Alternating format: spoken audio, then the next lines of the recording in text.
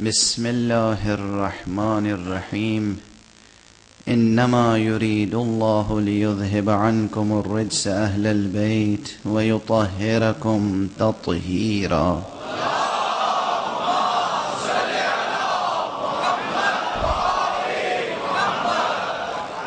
لفظ بلفظ یا ایھا النبی قل لازواجک ان کنتن تردن الحیاۃ الدنیا وزینتها فتعالین امتعکن واسرحکن سراحا جمیلا. اگر تم دنیا چاہتی ہو، دنیا کی زینت چاہتی ہو تو آؤ، فتعالین، آؤ، امتعکن، ہم تمہیں مال و متاع دنیا سے آسودہ کر دیں.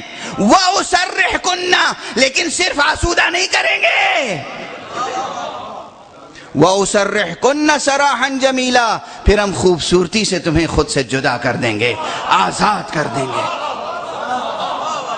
دامن وقت میں گنجائش نہیں ہے. اس کے بعد کی آیتیں وہ ہیں جو صرف پروردگار کو زیب دیتا ہے کہ وہ اس انداز سے خطاب کرے. ہم تو ترجمہ کرتے ہوئے بھی لرز جاتے ہیں کہ کس سے خطاب ہے. اس کے بعد خطاب کا جملہ ہے، مجبور ہوں، قرآن کی آیت ہے اس لیے ترجمہ کر کے آگے بڑھ جاؤں. کہا اور سنو، اگر تمہیں آخرت چاہیے، نبی چاہیے، حیات آخرت چاہیے، اللہ، نبی اور حیات آخرت چاہیے، تو پھر ہم یقیناً تمہیں اجر دیں گے، تمہارا اجر بہت زیادہ ہے. اس کے بعد آیت آگے بڑھی، اگر تم میں سے کسی نے کوئی فحش حرکت کی،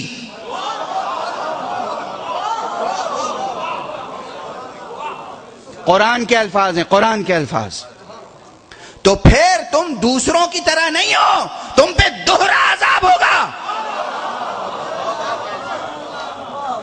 ہم تو ترجمہ کرتے ہوئے رونگٹے کھڑے ہو جاتے ہیں، ترجمہ کرتے ہوئے رونگٹے. یہ قرآن کے الفاظ ہیں. آغاز کیسا ہے؟ کس قسم کا آغاز ہے؟ کس سے خطاب ہے؟ کیوں ایسا خطاب ہے؟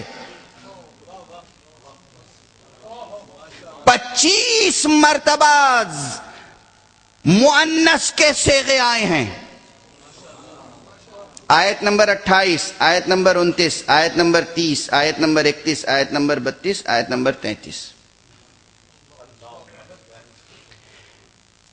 25 مرتبہ آیہ تطہیر سے پہلے مؤنث کے خطاب آئے. مؤنث کے خطاب، عورتوں سے خطاب. اور اس میں کیا کہا گیا؟ اگر تم دنیا چاہتی ہو تو آؤ ہم آسودہ کر کے جدا کر دیں.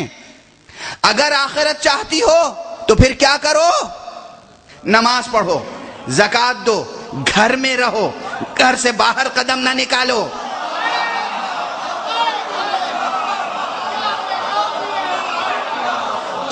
قرآن میں تاریخ نہیں پڑھ رہا ہوں. ابھی آپ جبل کی طرف رخ نہ کریں، بصرے نہ جائیں، قرآن دیکھیں.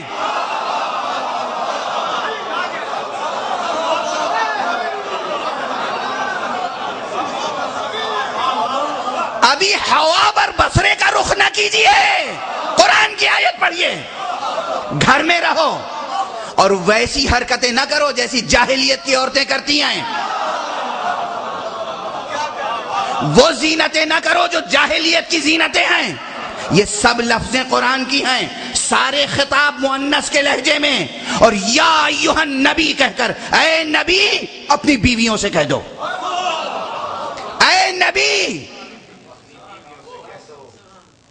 اے محمد اپنی بیویوں سے کہہ دو. نہیں، اے نبی تم میرے نبی ہو، تم میرے صاحب منصب ہو.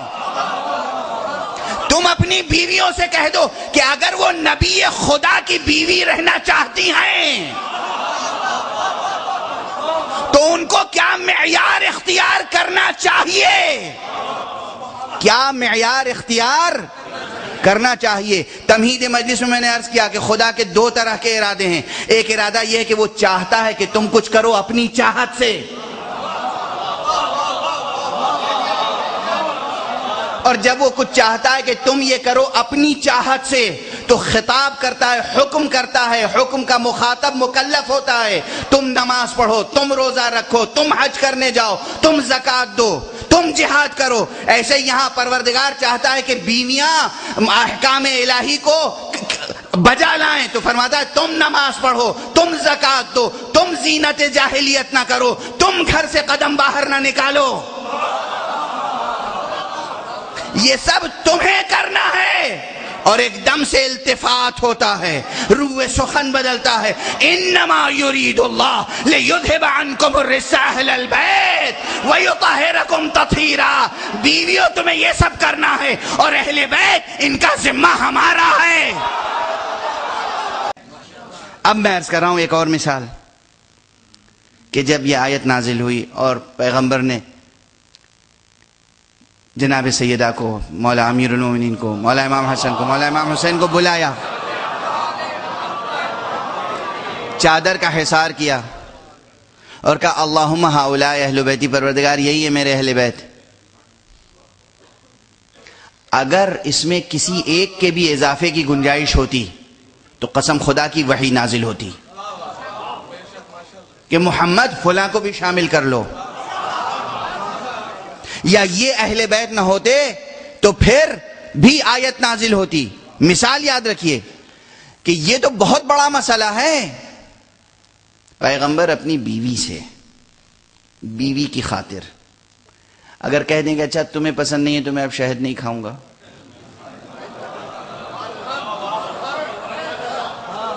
یہ کوئی اتنا بڑا مسئلہ ہے کہ اس میں اللہ مداخلت کرے؟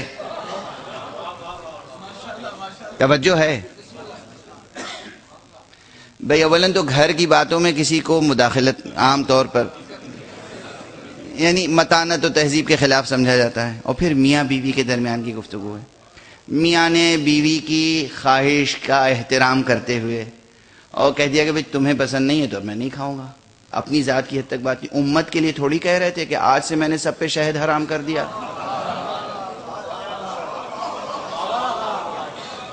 ذاتی مسئلہ تھا، بالکل پیور ذاتی مسئلہ۔ جو لوگ نبی کو دو حصوں میں بانٹتے ہیں، رسول کی سیرت کو دو خانوں میں تقسیم کرتے ہیں کہ ایک حیثیت نبوت کی تھی، رسالت کی تھی، ایک ذاتی حیثیت تھی، جو ذاتی حیثیت سے باتیں کہی ہیں وہ ہمارے لیے واجب الاتباع نہیں ہیں۔ علی کی تعریف ذاتی حیثیت سے کی ہے، فاطمہ زہرا کا احترام ذاتی حیثیت سے کیا ہے، حسنین کو کندھے پہ بٹھایا وہ ذاتی مسئلہ تھا، نواسے تھے، نہ بٹھاتے تو کیا کرتے۔ وہ یہ بتائیں کہ بیوی سے گفتگو ہو رہی ہے، شہد کھانا چھوڑ دینے کی بات بیوی سے کی ہے، امت کے لیے حکم شرعی تو نافذ نہیں کیا ہے، اس کے باوجود خدا نے مداخلت کی۔ یا ایھا النبی، اے نبی تم کیوں اس چیز کو حرام قرار دے رہے ہو جسے میں نے حلال قرار دیا ہے؟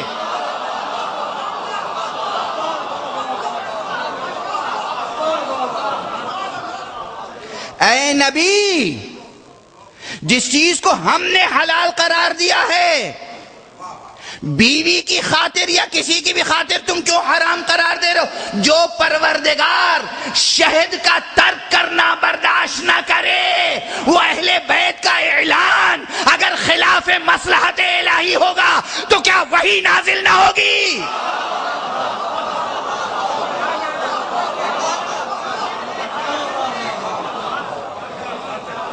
پیغمبر فرما رہے ہیں ہؤلاء اہل بیتی، یہ میرے اہل بیت ہیں۔ گھر میں کہا، میدان میں کہا۔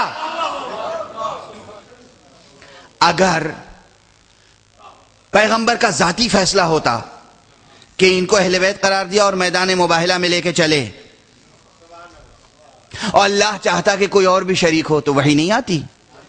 مثال ہے رسول اللہ نے کسی کو سورہ برات کی آیتیں دے کر مکے روانہ کر دیا، اللہ کی مرضی نہیں تھی تو آیت آئی، جبرائیل آئے، انہیں نہ بھیجو اسے بھیجو تو تمہارے اہل میں سے ہو۔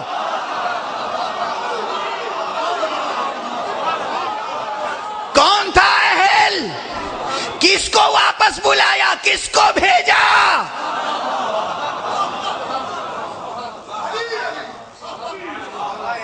کس کو واپس بلایا؟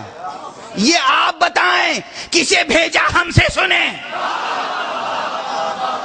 علی کو بھیجا، اس لیے کہ حق علی کے ساتھ تھا، علی حق کے ساتھ تھے۔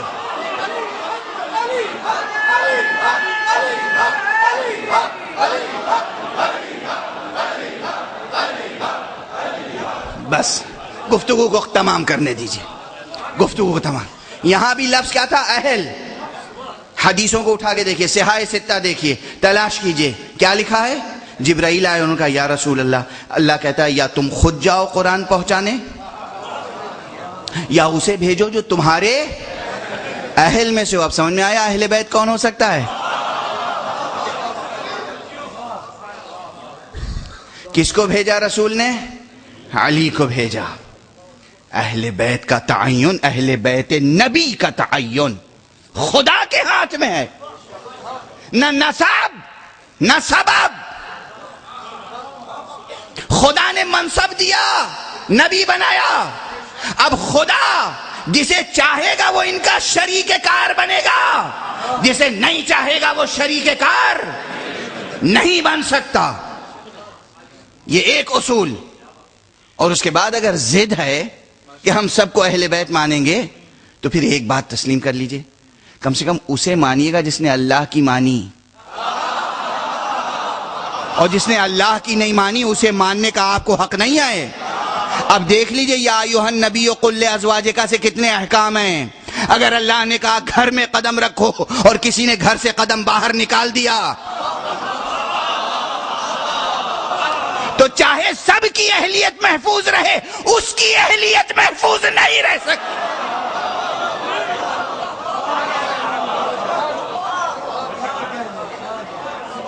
ممکن نہیں ہے۔ خدا کی نافرمانی اور پھر اہلیت،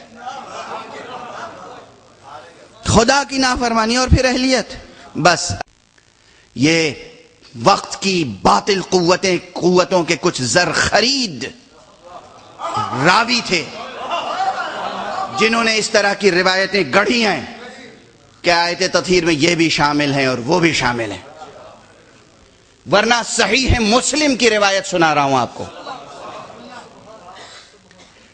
صحیح مسلم کا نام تو سنا ہوگا۔ صحیح مسلم کی ایک روایت ہے کہ ایک جلیل القدر صحابی سے کسی نے پوچھا کہ آیہ تطہیر میں اہل بیت سے مراد کون ہیں؟ انہوں نے کہا بس 5۔ کہا بیویاں؟ کہا تمہیں معلوم نہیں عرب بیویوں کے لیے اہل کا لفظ استعمال نہیں کرتے، اس لیے کہ بیوی جب تک بیوی ہے، ابھی طلاق دے دی اس سے کوئی رشتہ باقی نہیں رہے گا، وہ اہل بیت کیسے ہو سکتی ہے؟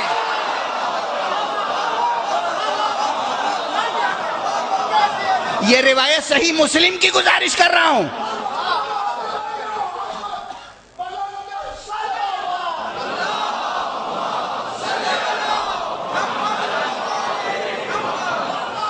یہ صحیح مسلم کی روایت ہے۔